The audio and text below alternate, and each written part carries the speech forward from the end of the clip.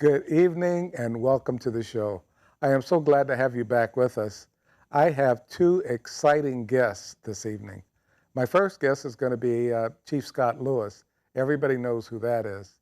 And my second guest for the third and fourth session will be Sam Merlino, our NYE County clerk. And she'll have a lot to talk about.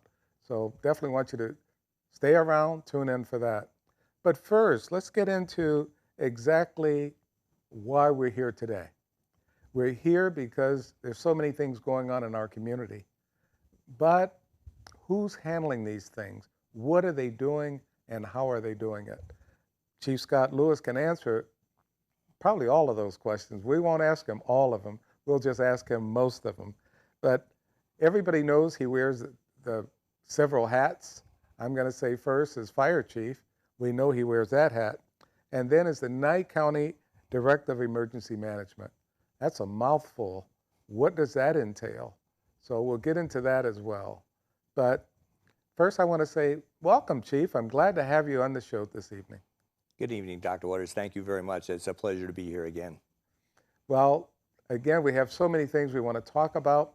And we want to talk about first, let's talk about your first hat. Let's talk about you as fire chief and what's going on as far as fires, as far as ambulance service, or anything else that's going on around Pahrump and NYE County. It's been very busy throughout Pahrump. Our weather patterns have contributed to many different issues within our community. Specifically, our wildland fires, our brush fires have been significant this past season. We have an overabundance of dry fuels with no precipitation for over minimum of 180 days. That growth has now dried out and it has become fine fuels and highly volatile. And in certain situations, we've had a number of days where we've had red flag warnings, which means that the low relative humidity, the high winds, and the high temperatures have added to perfect fuel and fire conditions. So any introduction of an ignition source, whether it be accidental or intentional, has a probability of rapid advancement. And so therefore, within our community, with the types of the layout of our properties, we have great opportunities to have massive fires in very short periods of time. So it's very important that we have our plans in place, we enact those plans. The information that we receive through the dispatching is critical because that tells us what type of resources we have to allocate to any type of incident to make sure that we have the appropriate assets on the scene to mitigate that particular emergency. And one of our challenges is, where did that fire occur and what's the nature of the fire? So the majority of our fires within the last month and a half have been brush-related fires.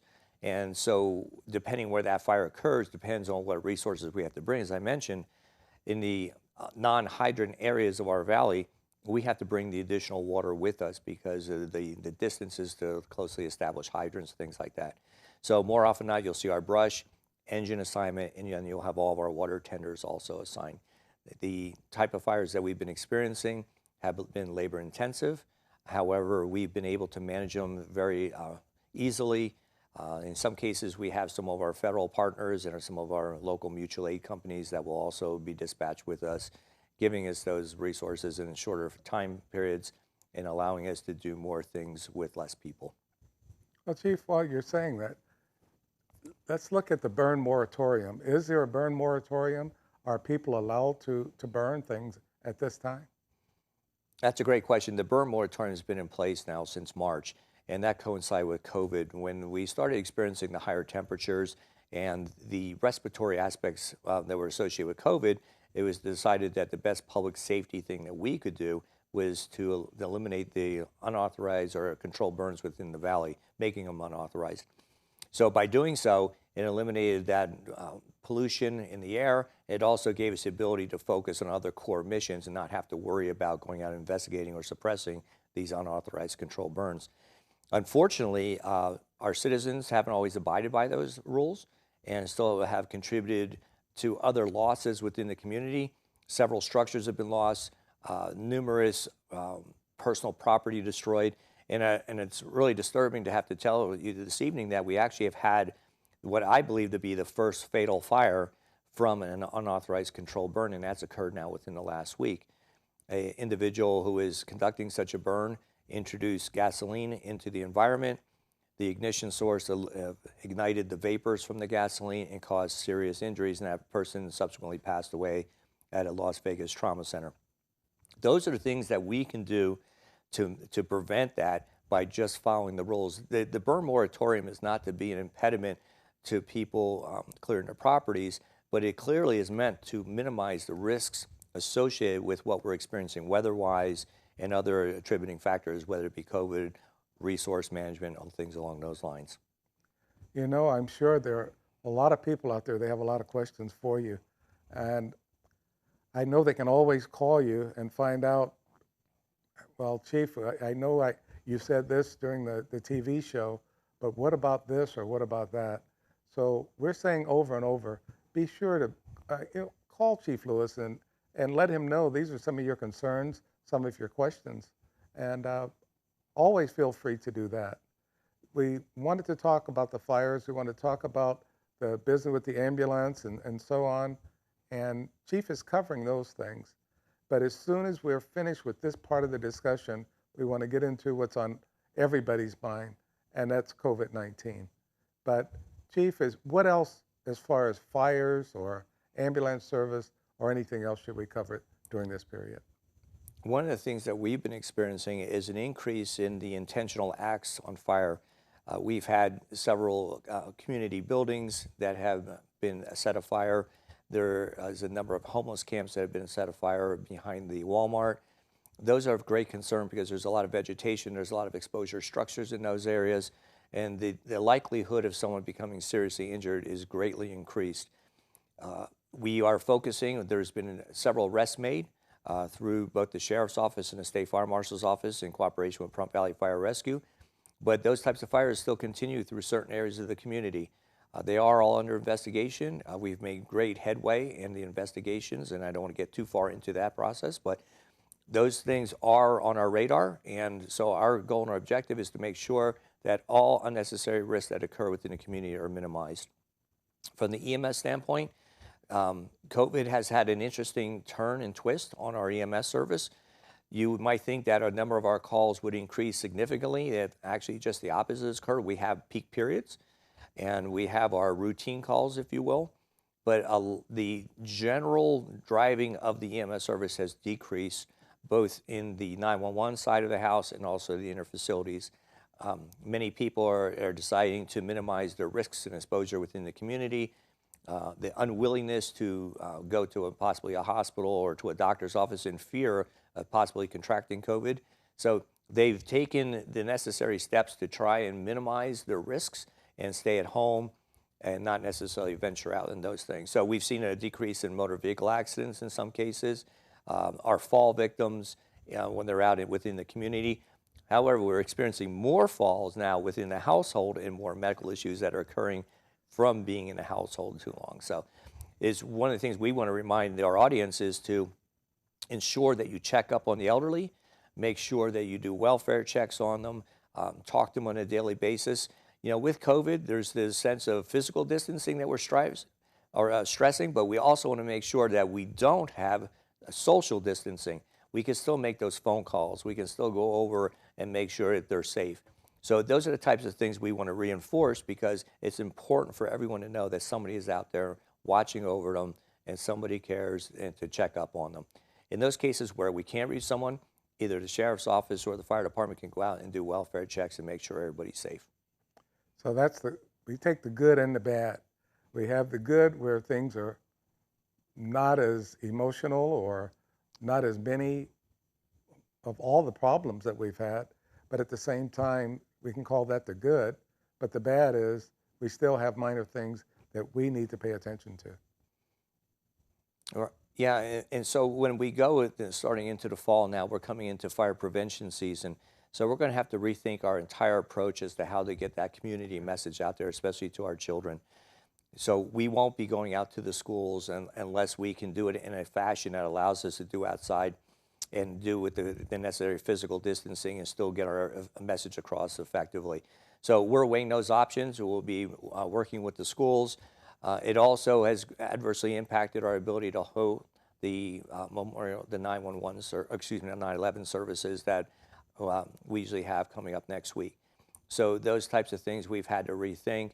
We're going to just hold an internal memorial and just, do something on behalf of the firefighters and such, but it won't involve the community at all. So we've had to adapt and change to those type of requirements as well. Even our training methodology has had to change with the physical distancing, going back to more of a virtual approach to just about everything we do. We recently set a stage, if you will, that we had never done and not many people in the industry have done. We actually purchased a piece of apparatus, and because of COVID, we were unable to go back to the East Coast and actually do a physical inspection of the apparatus before purchasing it. We actually did a COVID virtual tour, and fortunately for us, it worked out really well. And the piece of equipment is exactly what was described and portrayed in the advertisements. And through that cooperative spirit between the dealer and the company that was selling the merchandise or the apparatus, it worked out really well. But I'll tell you, a lot of sleepless nights because you're really concerned. The new environment, new approaches, they may not always be successful. But in these particular cases, we're striving to identify all the objectives, determine exactly what we have to do, and what personnel will be involved in that to minimize our risk as well. Okay. Well, we're going to change gears just a bit. I know we're coming up at the end of the first session, but what I'd like the chief to do is to give an overview, and we're going to have to do this probably in the second session, but I want him to give an overview of everything that he gives to the commissioners at their meeting as the Director of Emergency Management. And he gives an update on COVID, an update of where we are, and those are some of the questions I'm going to be asked. But in the few seconds we have left, Chief, can you give us just a real quick overview of what we're going to cover? Sure. My responsibility as Director of Emergency Management to the board is to give them a snapshot of where we are in the county. What are our risks and exposures? What are we doing about them? What are our target hotspots? What is our PPE supply, which is personal protective equipment? What type of resource requests and assistance do we need from other entities, whether it be adjoining counties or the state or even federal government? What grants are available to us? How are we going to continue our funding requirements for not only the operation and providing those materials, but also in trying to help support the community as they go through the economic turbulent times as well. Okay, and now we're going to go on to our next session, and Chief's going to come back and give you all that information. Welcome back. This is our second session, and we still have Fire Chief Scott Lewis, and he's also the NYE County Director of Emergency Management. And I've asked Chief Lewis to give us an overview and everything that he's doing as far as COVID, because that's a big thing in our community. So Chief, if you would, just give us the same presentation that you'd give the county commissioners, and then give us some of the more detailed stuff that I know you want to cover. By way of some background, I think it's important for everyone to understand that the COVID virus, COVID-19, is called novel because there is no parameters. There's no foundation. There's no litmus test for it. So we've had to understand that it's an evolving process as far as CDC requirements, what the state requirements are of us, what there are the nature of our hotspots and target spots. So we have constantly evolved through the course of action. And a good example of that, when I talk to the BOCC, usually the first set of words is we either have good news, bad news, and usually that is based on the trajectory of new cases coming into NYE County. Now, when we talk about the overall NYE County cases, the majority of those cases are occurring here in Pahrump, and that makes sense because we're in close proximity to Clark County. We're more of a population center. But some of the things that we have found through our experience is that we can target most of the exposures to several specific areas, and that is multi-generational families living within the same household, employment, contact and exposures from others that are outside and have visited through congregate activities, and then of course we also have our detention center, jails, and infrastructure such as law enforcement, courtrooms, things along those lines, including fire and EMS services. So when we recognize that, it's easy to use that as our platform or our foundation, and from there we start building upon the report. So what does it mean that when we report that there's a total of 485 cases in NYE County? So that is total confirmed COVID cases that have come to us. And when I say us, I'm one of the contact COVID tracers. And what happens is I get a confirmation sheet that shows a particular individual was tested at this facility on this date, has reflected this information as to where they reside. And we receive that, we memorialize it on several spreadsheets, and that also goes to the state epidemiologist's office. From there, we conduct the tracing. The tracing has components that include, we determine, first of all, confirmation is their date of birth, where they live. Then we ask them what were their onset of symptom days. Not everyone has had symptoms, so some are simply listed as asymptomatic. However, those that do have symptoms, we have an onset date, and then we list in totality all the symptoms that they have experienced during the time frame. That onset date is really important because between that and the draw date establishes a timeline as to when we think they will no longer be in a position to transmit the disease to others or the virus to others. In other cases, it also helps us with the recovered status. So again, because this is novel, not every single person is exactly the same. So some people who have tested positive within 14 days have been either retested or are no longer asymptomatic and are cleared. In some cases, though, or other cases, we have found that they have come back and are still testing positive after numerous retests, and in some cases up to 45 and 60 plus days. Now, that doesn't necessarily mean that they can still transmit the virus. However, there's a very fine line as to know exactly what that individual can or can't do. So the CDC guidelines have been constantly evolving, but in general terms, they're using days of 10, 14 days once you're no longer symptomatic. One of the interesting cues for us is that the majority of those cases were based on fever. What we have found through the COVID tracing, not everyone has had a fever. In fact, I would say probably about 30, 35% have experienced a fever. But we have to look for everything else because as the cases have evolved, so has the symptoms of the virus. And so we can build tiers, if you will, based on those symptoms from asymptomatic until the absolute worst case scenario where you have every symptom. There's usually can fall into one of 6 categories or tiers. So based on that information determines what our risks and exposures are, and we memorialize that and make sure that everybody who is on that list has been made aware that they have been potentially exposed to COVID. We've captured the symptoms, and then in turn, we've also identified what other congregate activities they may have encouraged. That information is very helpful to understand where we may be looking for target hotspots. So based on all that criteria, that allows us to build this report. And so, for example, in Pahrump, as of the other day, we had 437 cases. In Amargosa, we had 17, Beatty 10, Tonopah 17, and Smoky Valley 4. So that's a grand total or a subtotal of 485 confirmed COVID cases. We remove the antibody tests, and the reason for that is because that shows that somebody had COVID at one point in time, but does not mean that they're currently COVID positive.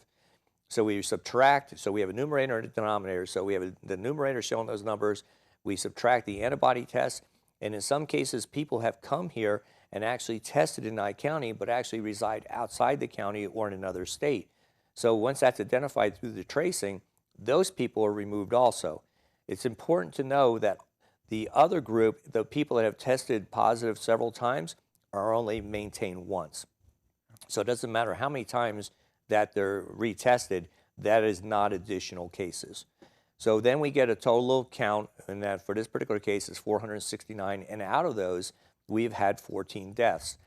Now that has been a bone of contention as to how to record the deaths. The simple premise used by the CDC is that if you have COVID and you have a COVID-related symptom and it's recorded on the death certificate, that's recorded as a COVID-related death. It does not mean that you died from COVID alone.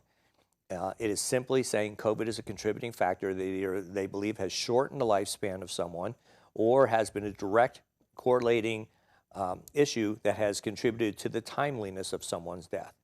And that is very important for us to know because we need to be able to differentiate between the two and understand exactly what COVID is doing.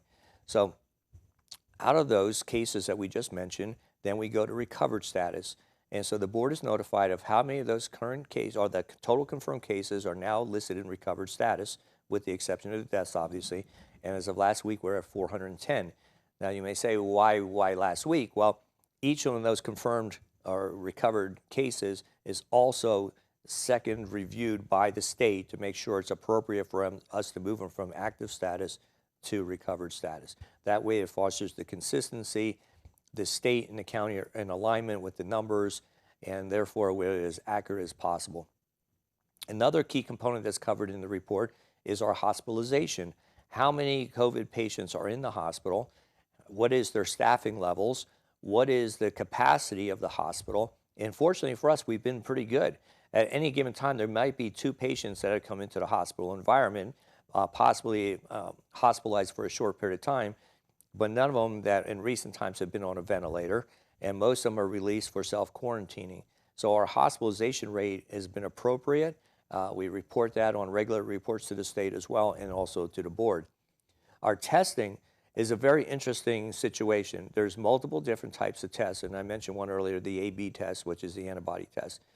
The test that the county chooses to use is the most invasive. It's quite frankly the most, how do I want to say it nicely? It hurts a little bit. It has a sense of discomfort.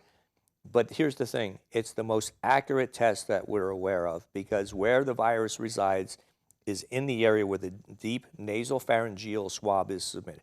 So if you were to draw a line, it would be straight back like this to the very far recesses. It almost feels like it's tickling the back of your, or the beginning of your brain at the back of your throat.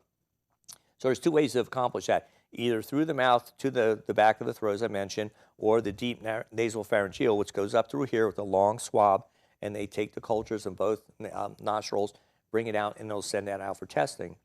There's also some other tests out there which are shallow nasal, which is just a simple swab right on the inside of the nose. It has found to not be as accurate, and through the sheriff's office, Captain Baruchwitz and the sheriff had determined that that is an unnecessary thing to do when we're finding out that the accuracy level is much greater with the process that we're using. So as a conscientious decision on the leadership group was to make sure that the tests we're doing, even though it's a greater and invasive action, is the most accurate. That's what we want for our population, because we don't want to have any false negatives. It's near impossible to have a false positive, because once you get into the virus culture or a colony, then you have the information that you need. So we only do the deep nasopharyngeal at this point.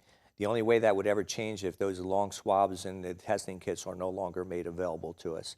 The other things... Chief, let me stop you just for a second, because on that, when they take that test, the one you're talking about, it is most accurate, how long does it take to get the results for that? And that's a great question, Dr. Waters. So initially it was taking up to a week's time, and that was backlogs in any given of the labs. Now it's taking anywhere from 24 to 36 hours, with most turnaround 24 hours or less. Okay. So we've had great success in those turnaround times through different processes and different usage of different labs. But when we were first in this, we saw a pattern where it was impacting our older citizens. A lot of those older citizens also had comorbidities, which means they had other issues, whether it be respiratory, cardiac, diabetes or diabetics, a host of different things that may have contributed to their reduction in their immune system. What we have found now is that with the most recent waves, and I would say since the end of July through August and into September, that has kind of flip-flopped. We still have some older citizens that have those issues and still contract COVID, but we're seeing a larger group number, and this is consistent through the nation, of younger people, including 1-year-old, 2-year-olds, 4-year-olds that have contracted COVID. They don't necessarily have the same level of exposure from symptom standpoint, but they are still coming back COVID positive. And the concern with that is the younger you are, the more active you are, and the more care you need by others. So the possibility of extending that virus spread is greater with the children than it is with our older folks. So that is something we're very, very concerned about. We're monitoring that closely. We're working very closely with our school system to make sure there's no outbreaks, and if there are, we're prepared to start managing those. There's a number of plans that we have that are required. So our county manager has authored several plans that are submitted to the states for our economic reopening. We've been able to open up certain aspects of the county, especially in the more rural areas. Prump has been somewhat of a challenge because our numbers continue to be elevated. And that has really contributed to our close proximity to Clark County. A number of our people are employed over there, and we just have that close, sense of rural versus the urban centers. Chief, I really want to thank you for all of this information. And one of the things that I think everybody should know is let's go out and get tested if you need to get tested. But the main thing is contact Chief Lewis if you have any questions at all. And thank you, and we'll see you at the next show. Welcome back. We're so glad to have you back with us. My guest for these two sessions is Sam Merlino, Sandra Merlino, our county clerk. Sam is always busy. She's busy during the election time. She's busy even when there's no election going on because of all the other things that the county clerk is responsible for. So, Sam, before we get into election ballots or anything else, why not tell our audience all the things that the county clerk is responsible for, just so they. Well, my gosh, we're a clerk for the Board of Commissioners, as most of you know. We're clerk for the district court. We create fictitious firm names, or we actually receive fictitious firm names, marriage license applications, minister licenses, and that doesn't sound like a lot as a whole, but it keeps us very busy. Now, you also, well, when you talk about things for the court, you're also responsible for all the court proceedings and everything else that goes on with that. As clerk of the court, we have to attend every district court hearing for each judge. So it keeps us very busy. You know how busy the judges are. Well, we have to be in attendance for every hearing they have. Plus, we maintain all of their court files, and we create the calendars for the hearings. We attend jury trials and everything else. So my prompt office is 90% court. That staff there handles those, everything those judges need, and they're busy all the time. Okay. Now we know you do everything for the courts. We know you do everything as far as having all the fictitious names and all the everything else that the county clerks are going to be doing. Yeah. But you're also at the county commission meetings. You attend all of those as well. Yes. Yes, and I've been around for a long time, so I've been attending commission meetings since 1994. Oh, okay. Well, we won't ask you all the questions about all the commissioner meetings, but I know you're always there, and whether you're in Tonopah or whether you're in Pahrump, you're still taking care of the meetings, and that's so important, just to keep everything straight. Well, and we maintain the contracts for the commissioners and the ordinances and resolutions. So we maintain all of the official documents for the commissioners as well. I also noticed when people are sworn in, nobody else swears anybody in except the county clerks. That's normally it. Their notaries can swear people in, judges can swear people in, and there's actually a provision in the law that commissioners can swear people in as part of their duties as commissioner, but we really have never used that. So normally they have me swear in individuals during a commission meeting if we have some sort of hearing. When I saw that, that was the first time I'd seen that. And Yeah. they were saying the person had to be sworn in, well, we had to find a clerk to do that. And that kind of surprised me because I hadn't heard that before. So that was another one of your responsibilities I did not know about. Yeah, there you go. Okay. So we do a few other things as well. Board of Equalization, Debt Management Commission. So there's all these other little things we do. Maintain the county boards. We advertise for vacancies on all the little boards throughout the county. So we actually do a lot of things. It's just that not everything pops into my head when you ask me what we do, because there really is a lot. So. I want to mention on that, talk about that just for a second, because we have a lot of other committees that the county commissioners are responsible for. And in terms of office ends, and I'm going to use the Veterans Advisory Committee as one, whenever their term of office expires, and then you look for new people to take the place, and then the county commissioners go ahead and approve those. So with all the different committees, that is another vast responsibility. It is. It's a lot of work. So luckily I have two people dedicated to handling that for me. So I just, with the audience that we have right now, I know there are quite a few people are saying, I did not realize the county clerk had to do so much. But I think it's just fantastic that we have a county clerk that's so responsive to all of our needs. oh, well, thank you. That's my job. And you do it so well. I listen to people talk about the county clerk's office. I have not heard any complaints. Years ago, I heard some complaints. I think you confronted those very well. And now people, all they say are positive things about the county clerk's office. And that's the way it should be. Well, I appreciate it, but we do get a lot of complaints because we're front and center for elections and court, and people want to complain to somebody, and it's usually us. So, okay, well let's look at what we're talking about for the upcoming election. What are some of the preparations that you've got to put together for the upcoming election? okay, well, as everyone should know by now, AB4 passed in a special session, and what it does is it requires us to send mail-in ballots to every active voter, and this is throughout the state of Nevada, not just NYE County. So it's like the primary election, other than you will also be allowed to vote in person at the polls. So really we're running kind of a hybrid election. It's actually, I won't say double the work, but it's quite a bit more work trying to get everything scheduled, not only trying to get these mail ballots out on time for the whole county, but also trying to get everything set up at the polls. And with COVID, things have changed a little bit. We've got sanitizing issues, social distancing issues. We've had workers that opt out, but we've had such a great response of people asking if they could work the elections. But right now we're pretty well full.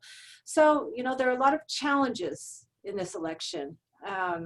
But we'll all get there, and everybody's going to have the opportunity to vote whatever way they'd like. If you feel comfortable mailing your ballot once you get it, by all means, mail that ballot in through the Postal Service. We've met with them. They're prepared. We know it's going to be just fine, even though there are rumors out there that the ballots won't get to us or get to them.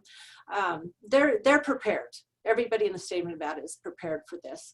But if you don't feel comfortable dropping your ballot off in the mail, you can drop it off in our office during any office hours. You can drop it off at the polls during early voting or election day.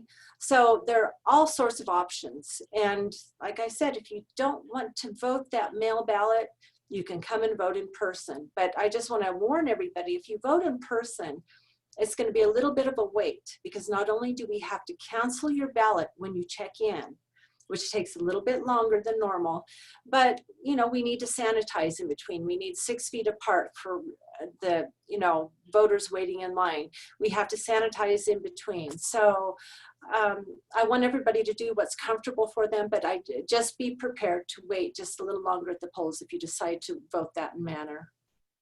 I like all the information you've already given. And that's information we're going to have to go back over, because I know somebody missed some of that. And the first question I have is, how soon should people expect to receive their ballots in the mail? We're hoping for about the first week in October. But, expect them between the first and second week in October. That's about a month before the election. But we encourage people to call if they haven't received their ballot. We want to be sure they get a replacement ballot in the mail if theirs is lost. But, maybe we'll talk a little bit about the issues of people thinking there's fraud out there and how we double check everything. So let me know when you want to go there. I want to go there in the next session. Okay. Because I think it's important, and I don't want to try and rush any of that. When we talk about the first or second week of October receiving the ballots, and people can then complete their ballot, mail it in right away if they want. Yes. Or they can wait until election day. Is that what you're saying? Yes, they can actually drop it off on election day, but we encourage everybody to get it in early. If you're going to vote that mail ballot, get it in early. And I'll tell you why. AB 4 also allows us to start processing those ballots 14 days prior to the election. So what we do is we hire an absent central ballot counting board. When they come in, it's made up of different parties. They come in and they balance the ballots. Basically, they balance to those we say we've received against the voter registration, and then they actually make sure we have that ballot in hand. They make sure it's signed correctly and the whole bit. And we can actually start scanning those ballots. So with the volume we expect, that 14 days is very important, because say we get 20,000 ballots, we're going to need all 14 of those days to get those ballots scanned and ready for tally. Now, if they're all turned in on election day, we're not going to have really good results on election night. Even though ballots can be received within 7 days after the election, we are going to have stragglers after election day. So things won't be final for at least 7 days after. But the earlier you get them in, the sooner we can get them scanned, and those results will be, closer to being final on election night. Does that make sense? Yes, it does. Okay. And what I'm hearing and what I want to repeat is, when they receive their ballot in the first, second week of October, they should get them into you as soon as possible. Whether they mail them in or bring them in. Yes. Bring them into your office anytime. Is that correct? Any open hours, right? Any regular office hours. But then again, those people who, again, don't want to vote that mail ballot can wait till early voting, and that schedule will be out. It starts on October 17th. They can bring their ballot in, surrender it to us, and they can vote on the touchscreen voting machines. If they don't bring their ballot in to surrender it, what happens? They have to sign an affirmation, basically saying, yes, I received my ballot. No, I'm not going to vote my ballot. And so we actually cancel it because it's tied to their name in the voter registration system. The voting is tied to each individual, if that makes sense too, which we'll go over in the next session. Okay. When we talk about a lot of fraud and other things, that's what some of the people are saying. And that's what we're going to get into in the next session. Okay. I want to just make sure that people understand that as soon as they receive their ballot, it is then their responsibility to make sure that the ballot gets to you. Yes. And whether they do it by mail or whether they do it in person, it's their responsibility to get it in as soon as possible. That's right. And we encourage people to call our office. If you've sent your ballot and you don't know if we've received it, call us. And we have what's called ballot tracks that I've put in the sample ballot, the information about ballot tracks. And that allows people to sign up for this texting system. Okay, we're going to finish this on the next session. But okay. Come back and join us. Now, on this session, we want to talk about the fact that some people are concerned about voting with absentee ballots. How can we ensure that they are safe?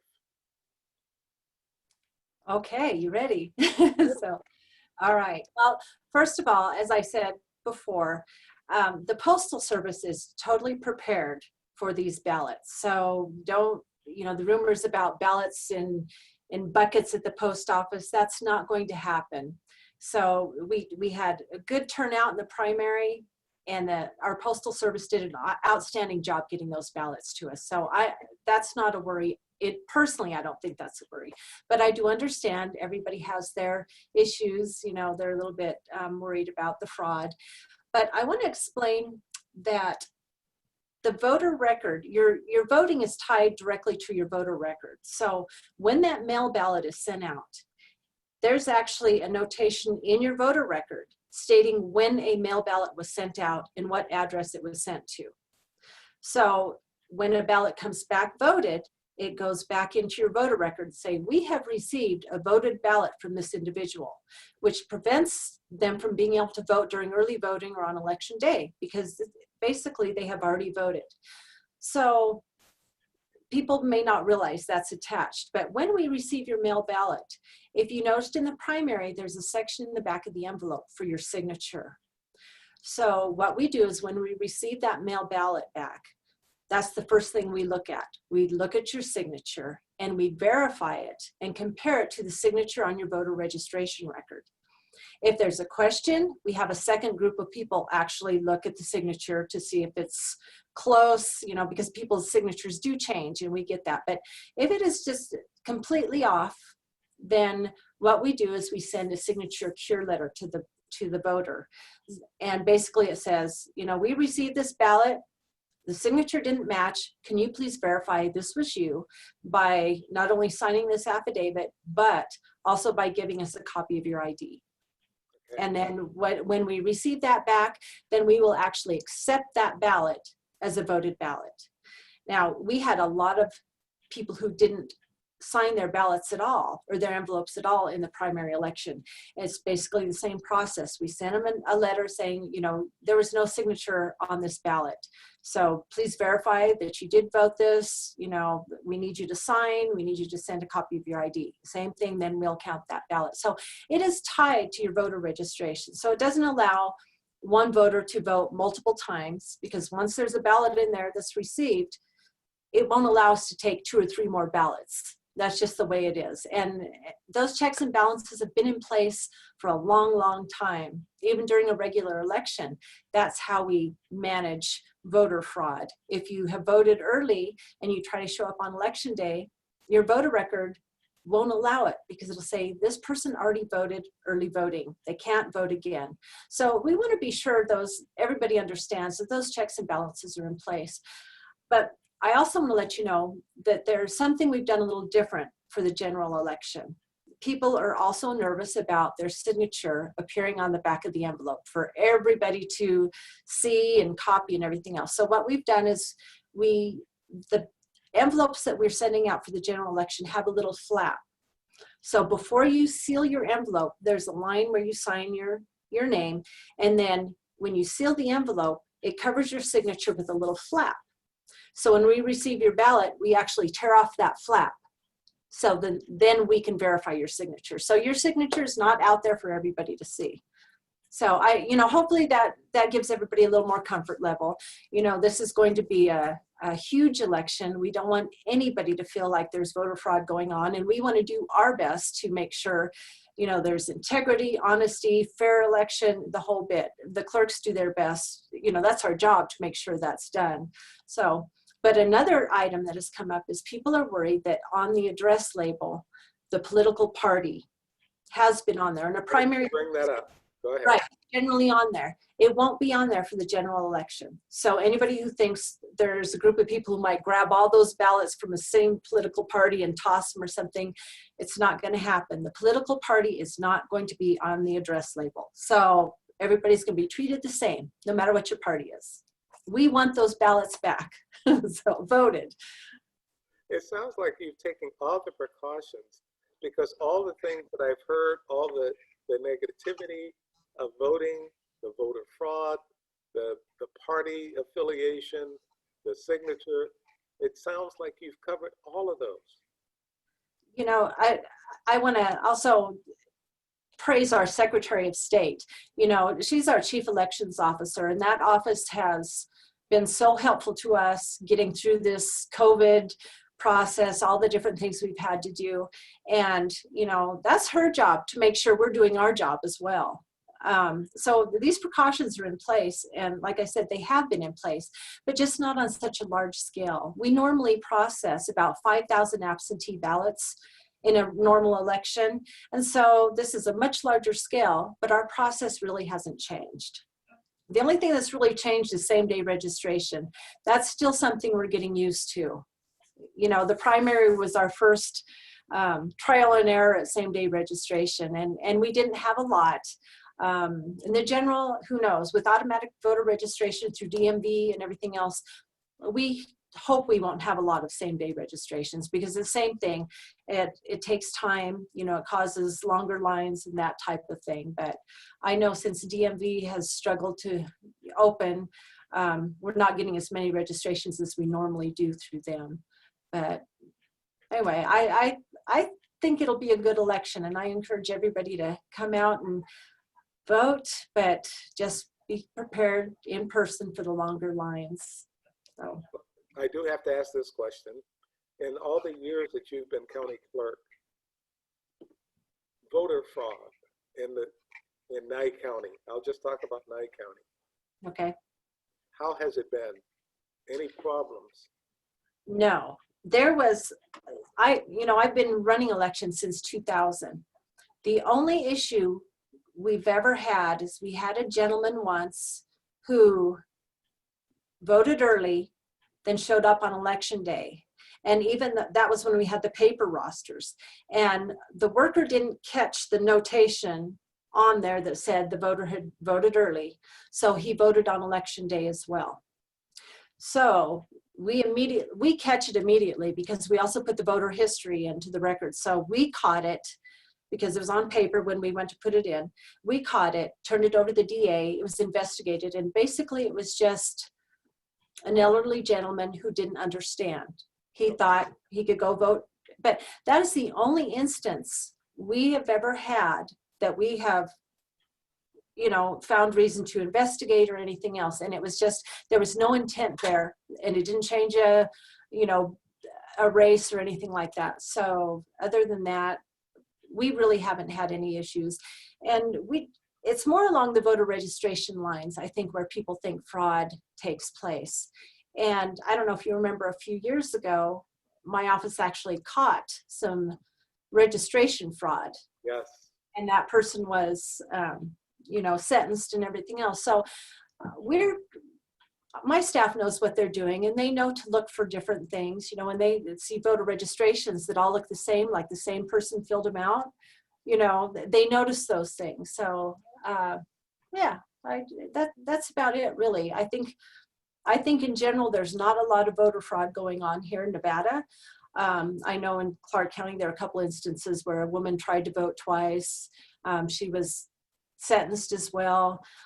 People worry about U.S. citizens in general. Those are caught as well, but that's rare. I think they had one person in the state. So it's not common like the rumors say. People that are non-citizens getting voting material, is that a possibility? That they get voting material? Voting material to vote, yes.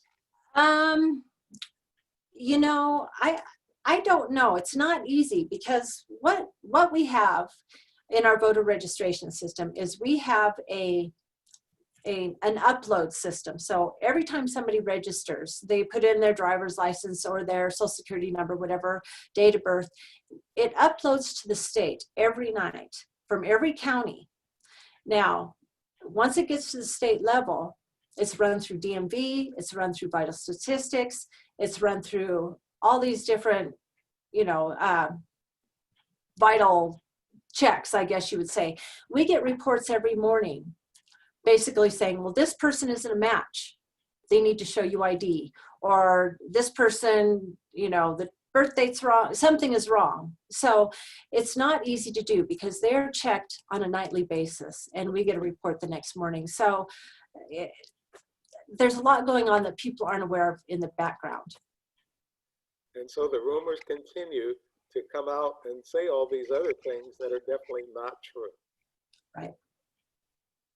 And you have to live with that on a daily basis. Yes, we do. Yes, we do. And, we in Nevada have a wonderful group of clerks and registrars. This election, all this in-person voting and by mail, the whole bit, COVID, we actually meet every week by phone for about an hour, all of the clerks, and we discuss how we're handling things. We've had clerks that are basically fairly new. The primary was their first election. So, this network, we get together and we discuss everything and, best practices and yes, you do this, yes, you don't do that, or no, you don't do that. So it's really helpful. And not only that, but we meet with the Secretary of State's office once a month now. And same thing, we go over all of these issues, how we handle this, how we handle that. So we're not just out there just making up rules and doing what we want either. Sam, look, I really appreciate you being on today. And I know that so many people that are watching this show tonight, they're going to say over and over, our county clerk is doing exactly what we want her to do. And your entire staff, we want to thank you all. And this is a big time for everybody. Is there anything you'd like to say in the last 10 seconds that we have? No, just thank you again for your kind words. Thank you for having me on because I want to get the word out there and I want people to email me or call me. If you have any questions on the voting process, absolutely call our office before, you know, putting something out on Facebook about your concerns. Just call us and we're happy to answer any questions. Thank you, Sam, and thank you for watching our show tonight. Thank you.